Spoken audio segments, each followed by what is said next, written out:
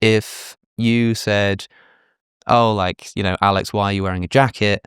And I said, because it's cold, you'd be like, okay. But if you were some alien creature who didn't have like sense data on your skin and didn't understand that there was that cold was, then me saying, because it's cold, would prompt you to then go, what's cold? What's that? And why does that do that? And why? But because in the context, we've sort of got this baseline agreement, we can say, oh, you wore it because it's cold. I would love to explain cold to an alien. Yeah, right? That would be so fun. Yeah, but I think it would be but it's totally doable. Do you Okay. like thank you. Very good. Good debate. Cliffhanger for next time. What do you mean? What do you mean? You could so like you mean like an alien who couldn't feel cold? Yeah. Well, I couldn't explain the sensation to them. So what could you explain? I could say so the way that our bodies function chemically is that we have like these molecules, and they function optimally when there's a certain amount of energy in the system. And if there's not enough energy in the system, they stop working, and our like the thing that is us, like the continuity that is like our bodies, stops. And like they probably have some analog for that. And so our bodies tell us when we get even a little bit, we start to get even a little bit close to that, it's a little unpleasant. When we get very close to that, it's very unpleasant. But even when we're like just a couple of degrees off, when we have a little bit more or less energy than is optimal for our bodies, our bodies send us signals and they say, this isn't optimal. And it's a little unpleasant. Like the sensation is unpleasantness. I suppose the alien said to you, like, what's that? What's unpleasant? What does that mean? Yeah, I mean, it's an aversion signal. So it's a signal that our bodies are giving to us. And then they say, my spaceship has an aversion signal. Yeah. So that's kind of, so the spaceship's feeling cold? Well, the question is, does this alien also have consciousness? Yeah. Okay. But then if it has consciousness, but not that kind of consciousness. Imagine, alien, please give me an example of a qualia. Like, give me something that you feel. Yeah. That like drives you in a either toward or away from a sensation. I wonder if maybe the reason why we just said opposite things is because we're talking about two different things, which is there's like the physical processes that like correlate with the experience or the qualia, and then there's the experience or the qualia itself, right? I mean, you did crash course psychology some 10 years ago. 11 years ago, 9 years ago, something like that, about a decade ago, and you did the consciousness thing. So I don't know to what extent doing that or thinking about that like gave you like hardline views about this, but you probably like you're familiar with, I imagine, Mary's Room, the thought experiment. Have you come across this? No, I talk about this sometimes. I talk about this a lot. Sorry to my audience who have heard me bang on about the same things fast forward through over and over again, but I think it is really useful, which is this. Mary is in a room and it's black and white. There's no color, and she's born in this room. And what she does is she gets given like every single possible bit of information that it could, in principle, ever even be possible. Yes, I have heard to write about. Blue, right? Yeah. And so she knows everything there is to know about blue that can even possibly be written down onto a piece of paper. And then at the end of her life, she walks outside, she sees something blue. Has she learned something new? And the answer seems to be yes. And can we agree that like we couldn't explain that thing for sure to an alien? Absolutely. But isn't that what like cold is? Well, it could be. I mean, you can define things in many different ways. So like is cold the sensation of cold, or is cold the tool that has evolved to like help us survive? I think that is the difference, and that's why we disagreed about whether you could explain this to an alien, because maybe we're talking about two different things. I think we were. But look, if you can explain to an alien like some mechanistic process by which organisms move from cold into hot, like it's cool that you can do that, but it kind of suddenly becomes a little bit uninteresting. Do you know? It becomes like now we're gonna fight. It's like a little bit like okay, like it's a bit like explaining. It's a bit like explaining to an alien that plate tectonics or something. It's like, it's cool, it's interesting. Yeah, we've got this thing, cool. And they'd be like, oh, nice. So your rocks kind of like bump into each other. Yeah, sweet, man. Like, cool. But if you said to them, oh, and by the way, when they do that, it comes along with this like intangible experience. Well, that's what I think. I think that the alien has consciousness. Yeah. And so they might not have hot and cold because maybe their chemistry, I don't see how this would happen, but maybe their chemistry doesn't require it. But if they have sensations, like there are things that they sense. It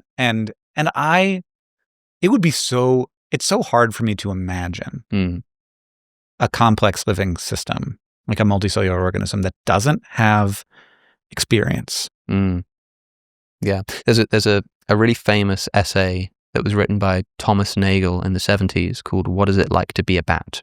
And it's a sort of really groundbreaking philosophical essay because like you can imagine being a bat and the reason he uses a bat is because the bats can see, can't they? They're not actually blind, but they echolocate, right?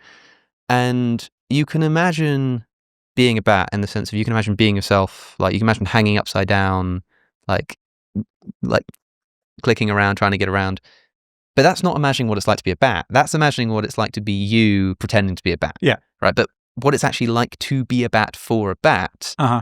His essential conclusion from this essay is that it's not possible to know. It's not possible to take that experiential thing and reduce it to scientific explanation or put it into words.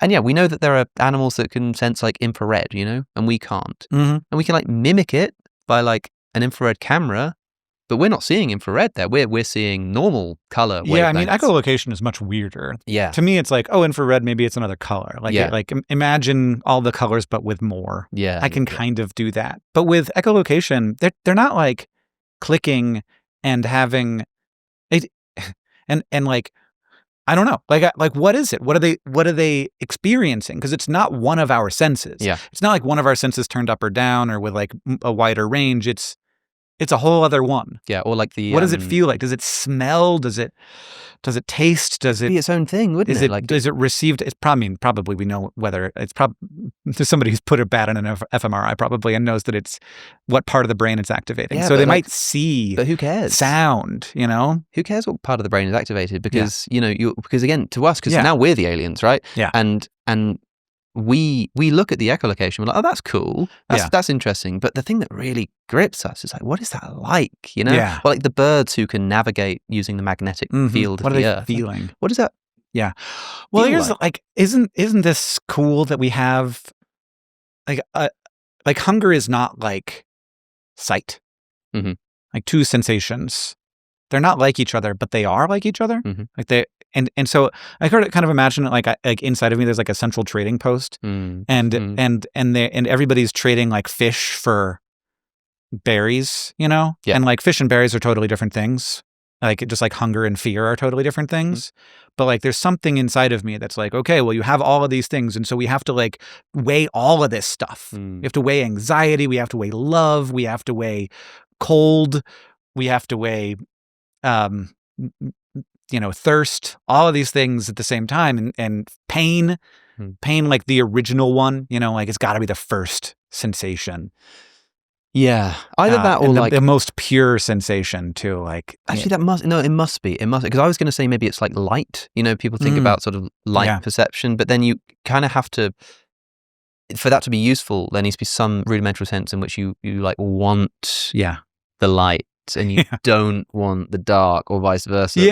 Just like want is the craziest thing. Yeah, and it's almost like all of those currencies add up to the want. I think so. I mean, it seems to me that all action requires want.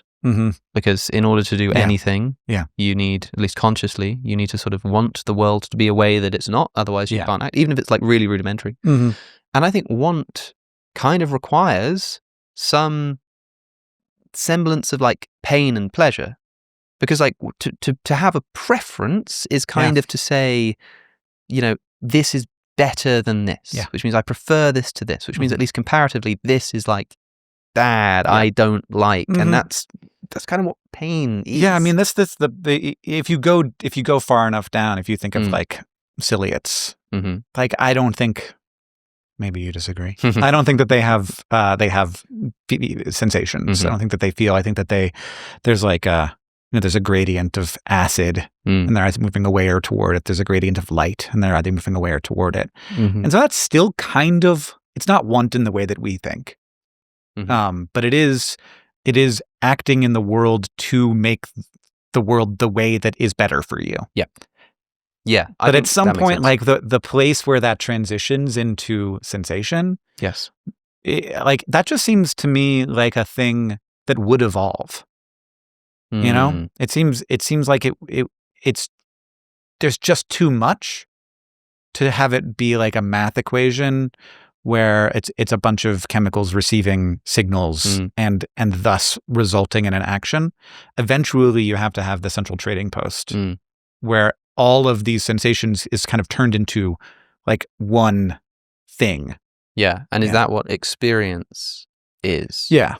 Because it seems like the great mystery in the philosophy of mind, the so-called hard problem of consciousness, is this weirdness of adding together like atoms, a bunch of like material, and then you get like this thing out that feels different to people. The taste of Coca-Cola or something. It's not even like you don't just get, the brain activity correlated with it. It's like you get this thing, the taste of Coca-Cola.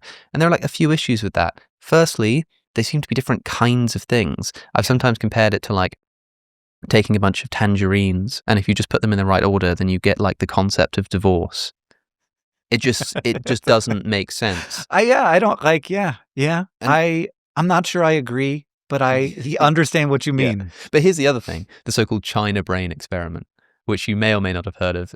I'm throwing out all these. I hate when someone names something and says, "Have you heard of this?" And you're like, "No," and then they start describing it. And you're like, yes, I have heard of this. I didn't know the bloody name, and now I look like I don't. Yeah. So it's this idea that like if all that a brain is just like neurons sort of firing information. It's just information moving around, and that if you just have enough information moving in the right way in a complex organization, you get the taste of Coca-Cola. You get this thing called consciousness. Then in theory, you could replicate this. You actually need many, many, many more people than are in China. But they picked China because there was a lot of people. Yeah. And you just imagine that you take a brain, and for every single neuron in your brain, there is a human being somewhere on some planet with like a little, sticky note passing a bit of information, and you replicate it one for one. Would there I've not heard of this one. This big taste of Coca-Cola, like in the China, like, because it seems like that wouldn't happen. Yeah, but how can you say that? Because if all that the sensation or experience is just the movement of information in the right way, well, I've got the same thing. It's just like just like bigger. Right? So why not? Well, because some people say like, like I guess it would. Yeah, I guess there would be a big China brain, but you seem to think that there wouldn't be. I haven't spent a ton of time with the thought experiment yet. But there's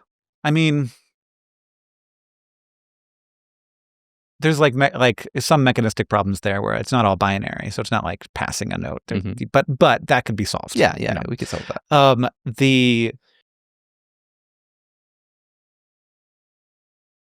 It would be really weird. It would be really weird. I think so. Like the brain will always be the final frontier. It's very strange. So like most complicated thing in the known universe outside of all the other brains. And I think that we're like still quite at the beginning of it. Yeah.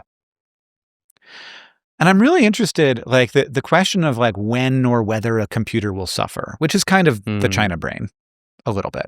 Yeah. Is really interesting, and not like we've had this script in this iShow pitch document for years. And we just can't write it. What about when a computer will suffer? Yeah, when will a computer suffer? Yeah. Or is it when will it suffer, or will it ever suffer? Like, I what's the mean, feeling? Alex? It's whichever title gets more clicks. If you enjoyed that clip, you can watch the full episode with Hank Green by clicking the link that's on your screen. To support my work and get early, ad-free access to episodes, subscribe to my Substack at alexoconnor.com. Thanks for watching.